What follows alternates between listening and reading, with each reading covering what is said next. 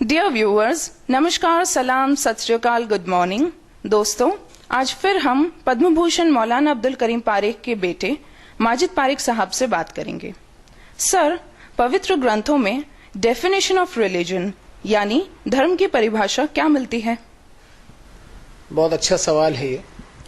देखिए मैडम, आज दुनिया हमारी जेब में हम लिए लिए घूम रहे हैं। इसमें हम देख सकते हैं कि जिन जिन देशों ने मजहबी जुनून को छोड़ा वो तरक्की कर गए हैं। हमारे देश में दो चीजें बहुत ज्यादा पाई जाती हैं, एक है ओवरडोज ऑफ पॉलिटिक्स और दूसरी ओवरडोज ऑफ रिलीजन। और इतिहास हमारा भरा पड़ा है कि जब जब सड़कें खून से लाल हुई, मजहब और सियासत की वजह से हुई।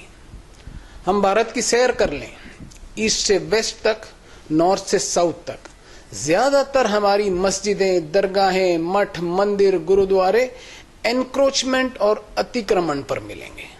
इस पर हम सोचें कि हम पब्लिक प्रॉपर्टी का धर्म के नाम पर अतिक्रमण करें सिर्फ इसलिए कि हमें ईश्वर की इबादत, प्रार्थना और वर्शिपिंग करनी है, तो मैं समझता हूं कि हम एक तरफ पब्लिक प्रॉपर्टी का अतिक्रमण कर रहे हैं और दूसरी तरफ भगवान की इबादत, पूजा, वर्शिपिंग की उसे रिश्वत पहुंचा रहे हैं।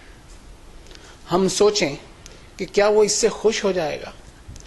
हम देख रहे हैं कि मुसलमान बनाने की कोशिश की जाती है, हिंदू बनाने की कोशिश की जाती है, ईसाई बनाने की कोशिश की जाती है, कहीं इंसान बनाने की कोशिश नहीं की जाती। अब धर्म की परिभाषा पवित्र ग्रंथों में मिलती है, वो मैं आपको बताऊं। अराइतल्लज़ी युकज़्ज़िबु बिद्दीन, क्या उस आदमी पर गौर किया है जो असल धर्म को रिजेक्ट करता है? फज़ालिकल्लज़ी यदउल यतीम, ये वही हो सकता है जो किसी यतीम, अनाथ, बेसहारा और वंचित की भलाई की जिम्मेदारी से अपने आप को दूर रखता है। और वला यहुद्दु अला तामिल मिस्कीन, इसके दिल में कभी कोई तड़प नहीं उठती कि किसी भूखे को कम से कम खाना ही खिला दे।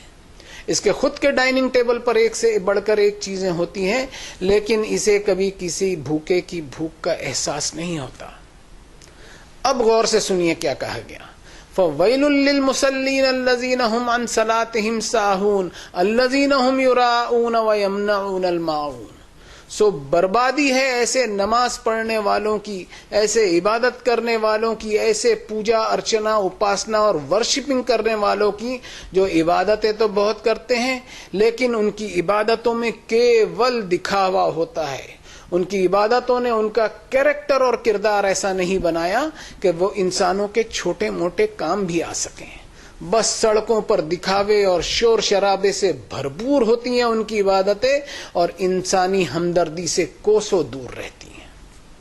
देखिए मैडम, संसार के मालिक ने हर इंसान को अनगिनत वरदान और बेशुमार नेमतें दी हैं। इन वरदानों को इंसान इनाम न समझ ले, बल्कि ऊपर वाले का एक कर्ज समझे, एक परीक्षा समझे। और इस कर्ज को उतारने के लिए उस मालिक ने अपने ग्रंथों में बताया कि क़ूलू लिन्नासि हुस्नन व अक़ीमुस्सलाह, यानी इंसानों से अच्छा बर्ताव कर, फिर मेरी इबादत कर।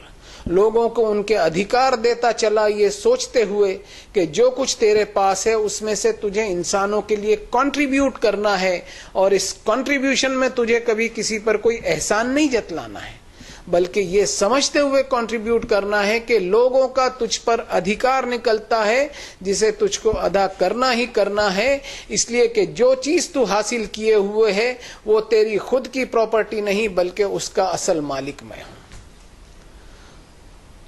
तो मैडम, ये है असल धर्म की परिभाषा, जो आपको दुनिया की किताबों में नहीं मिलेगी। ये सिर्फ आकाशी किताबों में ही मिलेगी, चाहे वेद हो या उपनिषद, चाहे कुरान हो या बाइबल हो।